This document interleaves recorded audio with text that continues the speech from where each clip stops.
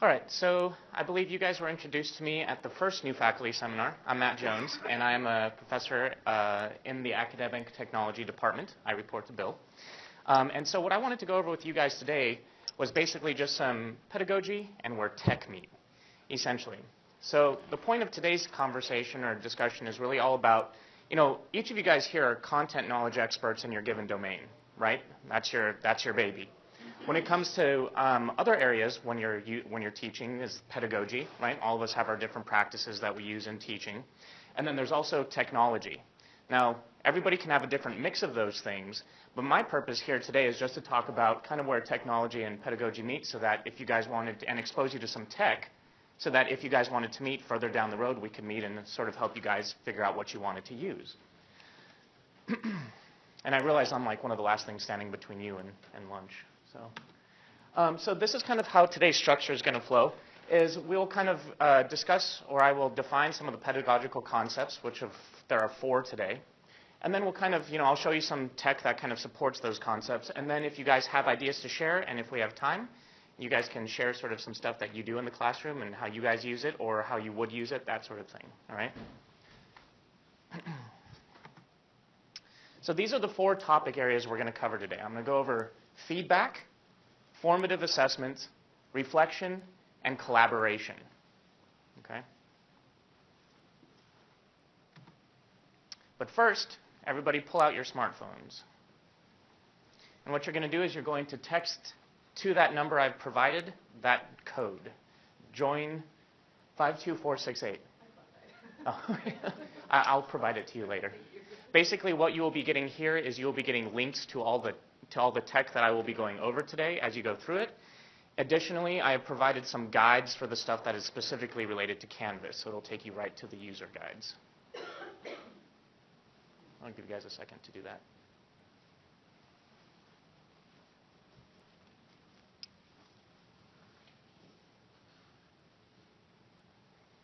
And then as soon as you get the text, you should be able to follow some prompts that come. And then each text comes with a reply message, so just reply with that. You can go through it all now, or you can go through it as I go through stuff, so it's kind of up to you. I've already covered that charge. Yep.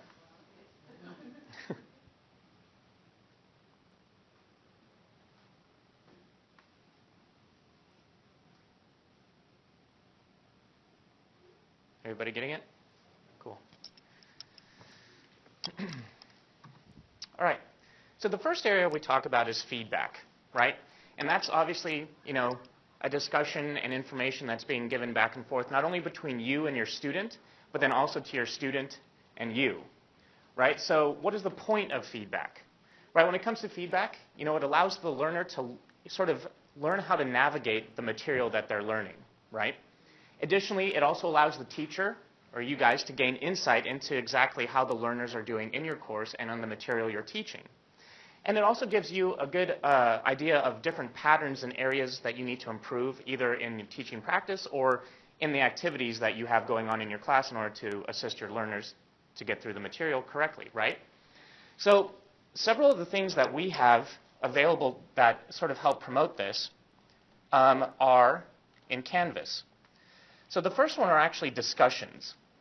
So in Canvas, how many of you guys are using Canvas pretty frequently as it is now? Okay, good, a great number of you. How many of you use discussions? Anybody uses discussions? Okay, so discussions is a really good way to interact with your students, okay? So with discussions, you have several different areas. You actually have pinned discussions, and a pinned discussions allows you to basically create a discussion, and then it keeps it at the head of every one of their pages, okay? You can also have just normal discussions, and then as soon as they're closed, they come into this closed area box down here. But when you create a discussion, you can give the topic title and then put the content of what you want discussed in the rich text editor. But down here, you can set up all these different settings that allow them to not only respond to each other, it allows them to respond to you. It allows them to also, you can make it so that they must respond before they see anybody else's replies. You can also make it so that they can like on Facebook, other people's comments. But this is a great way to get you in there so that you can give your students direct feedback, and they have access to you also on that given topic that you've assigned, And there's a good exchange between both you and your students, and you to them, and among students to student, too.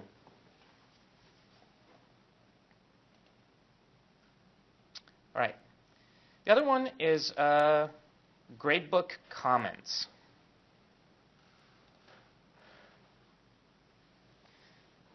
Actually, let me go out of this one real quick.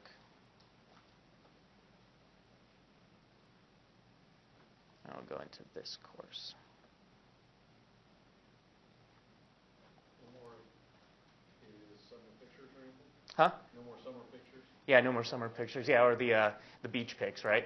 All right, so in the grades, so when you have a group of students in your gradebook in Canvas, you actually, if you highlight over so what you're seeing up here is this is the assignment that was given, and then this is the score out of, or what the student was given in the course, okay? What you are able to also do is, per assignment, you can come up here to the top corner, and you can actually click on a comment box and deliver comments directly to that student given that specific assignment. Right? So that's one way that you can communicate back and forth with your students about that. I believe that they can also comment on the same thing based on your comment. It won't come to your message, but you'll get a message indicating that the student has replied to you, and then you have to go into the gradebook and look at it. Okay? So that's another area that feedback is possible. Yes? How many of you have used the comment feature in Gradebook? Do they get a notification saying that the teacher has commented on? Yeah. Yeah, so also when you're working in Canvas, there's also the notification settings. So depending on what they've set for themselves on like how frequently they want to receive notifications, so they can send it, you know, the moment it happens, they can send they can get a daily summary, or they can get a weekly summary, or they can choose to receive no notifications at all. So based on how the students have that set up, will determine when they receive that notification. It's kind of nice if it goes to their email through banners, just a little link, it takes you right back. Oh, cool. Does it take them, do you know, does it take them right into the gradebook, into that comment field? Or does it just take them to the Canvas and then? That part I don't remember. But yeah, Okay. Well, that would be something we can look into. Okay, cool. Thank you. All right. And then the other area is, of course, the Canvas inbox, and that is basically your email client inside Canvas. So this is where you're able to actually email your entire class, specific students, and they can email you back. And then you can see over here on the left side just the different ways that the communication comes back and forth. So you can see there's two messages and the chains that are going through. Any of you using the Canvas inbox currently? Okay. And then it's nice too because it sends it both to Canvas and Outlook. So you're not having to duplicate effort. Okay. So the next area is formative assessment. All right, so formative assessment allows you to sort of assess how your students are doing with material, and it can either be formal or informal. Right? You can just do a general quiz with your students to sort of see where they're at, and it doesn't have to be for a grade. Or you can make it a graded activity also. The assessment results, kind of like the feedback, allow you to assess exactly what you need to change in either the way you're teaching or the activities that you have going on in your class. So a couple cool tools. I'm going to take you out of Canvas now because you could use Canvas quizzes to do the same thing. But there's a couple other tools that will allow you to do this that we provided some training on last semester about. And one is called Go Formative. Okay, Go Formative is this cool tool where you can actually come in here and create your own formative assessments, right? Your quizzes or different discussion points or whatever. And you can input, you can either embed stuff with HTML, right? If you found something else where you can put an image, you can put a text block, you can create a whiteboard or a video. And then based on whatever it is that content that you're creating, then you can follow up with different multiple choice questions. You can do, you can make them checkboxes so they can select multiple things. Short answer, essay questions. You can also do a really cool feature, which is show your work. So what that means is, like, let's say you have some sort of diagram that you want them to illustrate, right? Or maybe, like, for example, in astronomy, they might have something where, you know, you want them to show the phases of the moon or whatever, right? You can actually have them illustrate right on their phones through using Go Formative, and then you actually have this sort of like nice administrator view of every drawing that's being done right then at the station up at the front of the classroom. So it's just a really cool tool that allows you to sort of, and then so essentially how it works is you create the formative assessment, right? Your students then sign into it on their phones or whatever, and then they're actually able to go through the assessment while they're in class with you. So it's kind of like, Get a computer lab or something. right, without get a computer lab or an iClicker, that sort of thing. So GoFormative is one of the tools. Yeah. The other one that's very popular, and some of you in here have probably used it, is Kahoot. Have any of you guys used Kahoot before? So Kahoot's kind of a very similar thing. You can create quizzes, you can create discussion points, and you can also create these things called jumbles, which is kind of a new feature of Kahoot, and it allows them to actually sort of mix and match different options based on things. And you can also do surveys. And the way that works is the same way as GoFormative does. You set up the Kahoot, and then you let the users then sign into it with a PIN, and then they interact with it on their phone, and you interact with it either on your base station or you can interact with it on your phone as well. Yeah, it's a pretty cool tool. Anybody else, those of you that have used it, have you found it to be beneficial in your class? Or? Oh, yeah, students like Yeah, kids. And there's also like a racing feature, right? So they can like group up and then they can like race like rocket ships or horses or something, right? They got to think of a nickname, and they like that part too. Cool. Oh yeah, because the nickname. Yeah. Yeah, I can imagine what you guys get in there. Yeah. All right. Yeah, I could imagine. Yeah. I'm not saying I would have been one of those that would have contributed that sort of name, but maybe I would have. Yeah, I mean, I would have completely innocent. All right, the other part that I wanted to talk about is just reflection, right? So that's serious thought or consideration on things. And there's some really cool tools that allow you to sort of like combine with Canvas or whatever else to help your students reflect. And typically when I think about reflection or tools that can be used in the classroom, I think about blogging, right? It's a really nice way. And it allows them to sort of, learn what they know, or sort of assess how they think, and allows them to sort of communicate that to other people more openly, right? And it also allows the student to assess what they've learned and how they're learning it so that they can adjust accordingly. And the two tools that I wanted to talk about with regard to blogging and reflection are WordPress and Blogger. So WordPress is a really nice site, and you have a free, up to a certain extent. And what you can do is you can actually create the blogs. So here's just a site preview. And so you can create these blogs and post them up there. Now, the nice thing about creating a blog is each different blog, the student can then reflect on a specific activity or a specific assignment or a specific reading, right? And then what you can do is through Canvas, you can have them link this external URL into the assignment rather than uploading a document or, entering in a text field in Canvas. You can actually link the URL straight into Canvas, so then when you're going through and grading it, that's what pops up and it takes you to their blog site, and then you can read the different reflections that they have going on. Another one that functions pretty much the exact same way as Blogger. It hooks up with your Google account. And so, for example, in this one, what we did is we had a group assignment that we did, and it was on homework topics, on how homework is done in different countries. So the group, each individual student contributed different postings to the blog. They shared one blog. They each contributed different postings.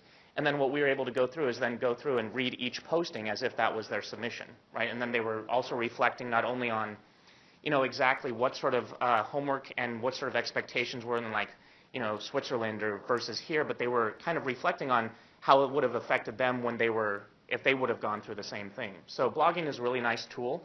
So WordPress and Blogger are two tools that can help with that. And then lastly, just wanted to talk about collaboration. Okay, so collaboration, right? These topics are nothing that you guys, aren't familiar with. I'm positive. But when it comes to collaboration, it's learning in groups, and it's typically, solving a problem, creating something. And it allows students there's so many facets to collaborative learning that come as a result. So you expose students to diverse viewpoints because within a group, everybody's going to share different viewpoints, hopefully, or at least similar. And then there's also time for them to learn from both modeling and observational behaviors, very social learning. And then when it comes to, it also promotes active engagement, except for those people, because there's always that one in the group that doesn't do everything, right? Or doesn't do anything, and then the rest of the group's upset with them. And so the tools that I have that I'm going to show you now actually can assist with that. So the first one is using Canvas student groups. So if we go back to Canvas, and let me go to my dashboard.